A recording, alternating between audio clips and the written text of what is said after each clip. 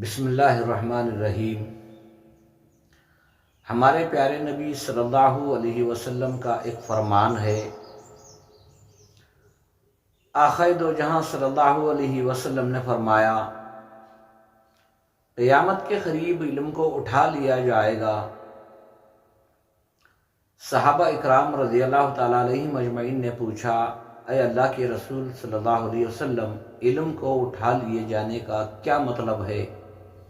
آپ صلی اللہ علیہ وسلم نے ارشاد فرمایا، وہ پختہ کار علماء جو علم کی نظر سے، حکمت سے امت کی بے دینی کو پہچانتے، ماحول کی خرابیوں کو پہچانتے، لوگ بے دین ہو کر دین کے خلاف جو چل رہے ہیں ان کو پہچان کر علم و حکمت کے ذریعے انہیں دین کے راستے پر لگانے والے، ان کے دلوں میں ایمان پیدا کرنے والے پختہ کار علماء دنیا سے اٹھ جائیں گے، یعنی اللہ انہیں موت دے دے گا۔